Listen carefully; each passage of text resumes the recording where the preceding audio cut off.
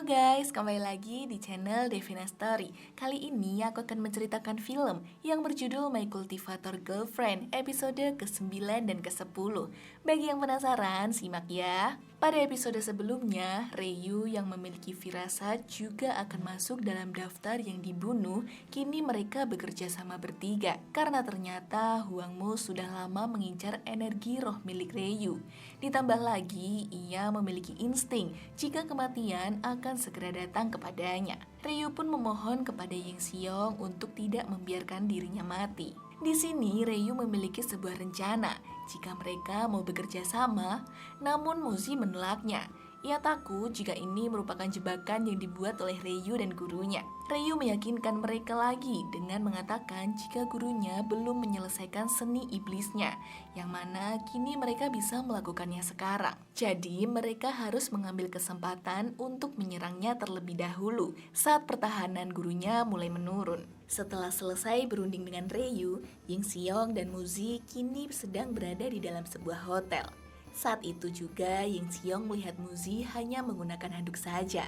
Ying Xiong pikir mereka akan melakukan kultivasi ganda sekarang, tapi Ying Xiong malah ditampar oleh Muzi. Ternyata Muzi cemburu karena Ying Xiong tadi menolong Ryu seperti sok menjadi pahlawan. Ying Xiong beralasan jika ia memiliki nama Ying Xiong yang memiliki arti pahlawan, yang mana Ying Xiong dapat menjadi pahlawan yang sebenarnya untuk siapapun. Muzi pun menambahkan jika dalam diri Ying Xiong kini sudah ada energi yang sama dengan energi dalam keluarga Muzi. Kekuatan spiritual itu lebih baik dari yang lain, yang mana Muzi belum pernah lihat sebelumnya. Muzi mengatakan jika ada satu cara untuk menjadi lebih kuat, dengan cara membuat kontak dengan roh yang harus mengorbankan darah milik Ying Xiong. Namun Ying Xiong harus lebih berhati-hati karena ada sosok monster yang sangat kuat di dalam senjata itu, bahkan mengandung para roh. Tak lama Muzi mengeluarkan pedangnya dan menebaskan di tangan Ying Xiong hingga berdarah. Saat itu juga muncul kepulan asap yang sangat menakutkan. Kemudian Ying Xiong mengarahkan tangannya ke arah kepulan asap tersebut. Tak lama muncul sosok wanita cantik. Ia adalah roh dari harta karun. Ia hadir karena telah dipanggil dengan metode persetujuan darah dari Ying Xiong. Muzi pun dapat merasakan ada kekuatan yang sangat besar dalam diri roh harta karun. Di sisi lain, roh harta karun juga merasakan level kultivasi Ying Xiong sangat tinggi. Dengan pedenya, Ying Xiong pun mengatakan jika ia tidak perlu takut untuk melawan Hwang Mo. Namun Ying Xiong tak mudah mengeluarkan kekuatan dari dalam diri roh harta karun. Dengan kekuatan yang dimiliki Ying Xiong saat ini, kecuali Ying Xiong memiliki kekuatan di atas level kekuasaan jiwa. Dengan kekuatan Ying Xiong saat ini, ia hanya bisa mengeluarkan roh harta karun dengan jangka pendek. Dan saat itu juga, roh harta karun menghilang. Tak lama setelah kejadian itu, Muzi dan Ying Xiong kembali beristirahat. Namun tak lama Ying Xiong terlihat sedang berada dalam kamar mandi untuk memanggil roh harta karun kembali dengan menyayat tangannya sendiri menggunakan pisau. Namun roh harta karun tak kunjung datang. Ying Xiong pikir ia salah mantra. Ternyata bukan. Ia teringat jika ia ingin memanggil roh harta karun, maka Ying Xiong harus berkonsentrasi tinggi. Pagi menjelang, karena kecerobohannya, kini tangan Ying Xiong malah keperban akibat sayatannya semalam. Ternyata Ying Xiong akan menemui Muzi dan Ryu. Mereka sedang berdiskusi dan merencanakan sesuatu untuk membunuh guru Ryu. Setelah pertemuan mereka bertiga, saat di jalan Ying Xiong bertemu dengan Zhao. Zhao pun langsung mengatakan jika Ying Xiong ingin tetap hidup, maka ia harus segera memberikan Muzi untuknya. Ying Xiong pun tidak bisa memberikan keputusannya, karena semua keputusannya ada di tangan Muzi. Zhao pun mengatakan jika ia tidak bisa mendapatkan hatinya Muzi, setidaknya ia harus mendapatkan tubuhnya Muzi. Karena merasa kesal Muzi direndahkan seperti itu, Ying Xiong pun akan bertarung melawan Zhao. Namun di sini Zhao tidak sendirian. Ia bersama dengan dua rekannya untuk membantu menghajar Ying Xiong. Saat dua orang akan menghajar Ying Xiong, tak lama Muzi dan Ryu muncul untuk menolong Ying Xiong. Kini mereka bertarung menggunakan jurus masing-masing.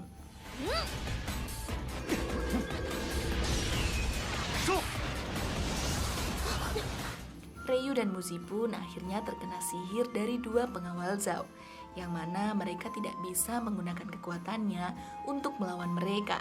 Karena sekarang mereka telah terjebak dalam ikatan yang mengakibatkan tidak bisa mengeluarkan kekuatan. Karena Muzi dan Ryu dalam keadaan yang darurat, Ying Xiong dengan berani akan melawan mereka dan tidak akan membiarkan siapapun menyakiti Ryu dan Muzi. Saat itu juga Ying Xiong diserang. Dengan sigap, ia bisa menghindar dari serangan itu. Tak berselang lama, Ying Xiong mendapatkan serangan kembali, berupa anak panah yang mengakibatkan sayapnya patah dan ia terjatuh. Melihat Ying Xiong terjatuh, Muzi dan Ryu pun panik. Apalagi saat ini Ying Xiong sudah terkepung dan akan segera dibunuh. Sebelum membunuh Ying Xiong, ia meminta untuk menyerahkan senjata milik Muzi dan Ryu. Saat Ying Xiong akan dibunuh, tiba-tiba saja muncul cahaya yang sangat terang. Ternyata itu adalah roh harta karun yang datang untuk menyelamatkan Ying Xiong. Ying Xiong juga memerintahkan untuk segera menyelamatkan Ryu dan Muzi. Dengan segera roh harta karun langsung menyelamatkan Muzi dan Ryu. Dua pengawal Zhao pun terheran mengapa ada sosok yang begitu kuat yang saat ini ada di hadapan mereka. Zhao pun ikut geram karena dua pengawalnya yang dianggap hebat pun terkalahkan dengan mudah akibat dari bantuan roh harta karun. Melihat Ying Xiong memiliki roh harta karun, Zhao juga ingin memilikinya. Ia pun meminta ajudannya untuk segera mencari roh harta karun untuknya. Tak lama roh harta karun untuk Zhao pun datang. Kini mereka tengah dipijitin. Tak mau kalah, Ying Xiong juga dipijitin oleh roh harta karunnya.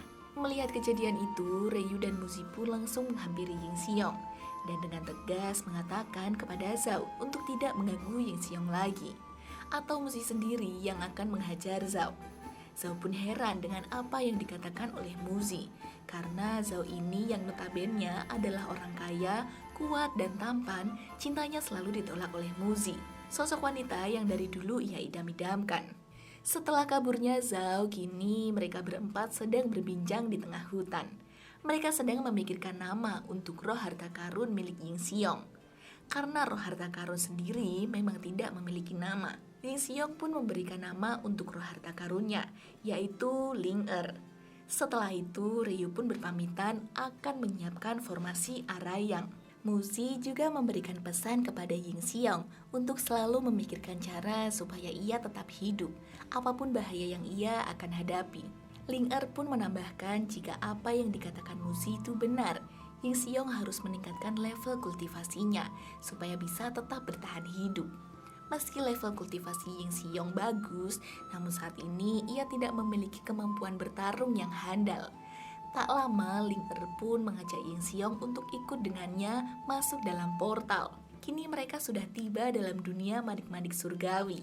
Ying Xiong tidak percaya jika manik-manik yang kecil memiliki dunia yang sangat besar dan indah. Ternyata dunia kultivasi ini memiliki artefak sihir yang tak terhitung. Ling Er juga bercerita jika ia sendiri dibuat oleh pemilik sebelumnya, yang mana ia dibuat dari 10 jenis bahan yang sangat langka. Kemudian ia ditanamkan esensi spiritual dari negara utara yang sangat dingin. Meskipun level kultivasi Ling Er tinggi, namun kekuatannya sangat terbatas karena level kultivasi dari Ying Xiong. Nah, jika Ying Xiong ingin mengetahui kemampuan Ling Er yang sesungguhnya, Ying Xiong harus berada di level Trance Innate. Jadi, Ying Xiong harus memiliki level kultivasi di atas Ling Er untuk mengeluarkan seluruh kemampuan Ling Er.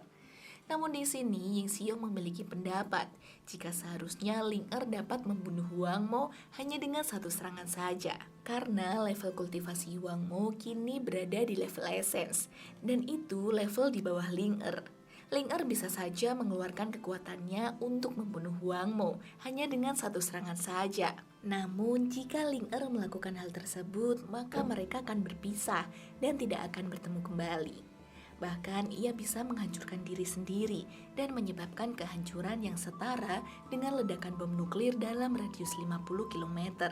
Mendengar itu, Ying Xiong tidak mau hal itu terjadi pada Ling Er.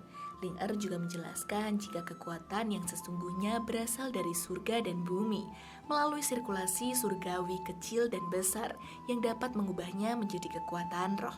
Maka dari itu, Ying Xiong hanya kurang pengetahuan tentang sirkulasi surgawi dan memanfaatkan kekuatan roh. Hal ini juga yang mengakibatkan Yin Xiong tidak bisa mengendalikan kekuatannya sendiri. Apalagi jika Yin Xiong grogi dan tidak percaya diri saat menghadapi musuh, maka kekuatannya akan susah untuk keluar. Kemudian Yin Xiong pun menanyakan kepada Ling Er bagaimana caranya supaya kekuatannya dapat keluar. Ling Er pun memiliki cara. Ia kemudian membuka baju milik Yin Xiong.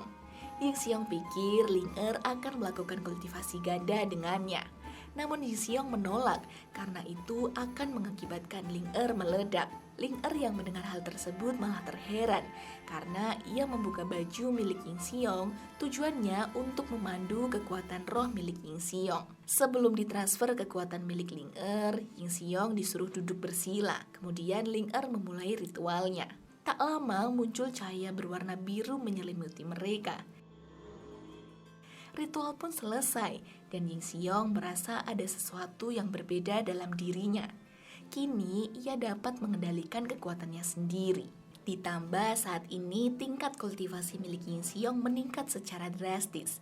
Maka dari itu dalam waktu 5-10 tahun kemudian ia dapat menggunakan kekuatan roh dengan bebas. Namun bagi Yin Xiong itu waktu yang sangat lama. Karena sekarang ia memiliki musuh yang sudah ada di depan mata dan harus segera ia musnahkan dengan cepat. Mendengar hal tersebut, Ling Er memiliki cara yang lain.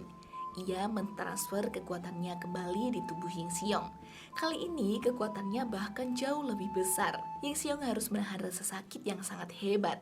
Namun rasa sakit ini tak sebanding dengan apa yang dialami oleh Musi dan Ryu saat mereka masih kecil.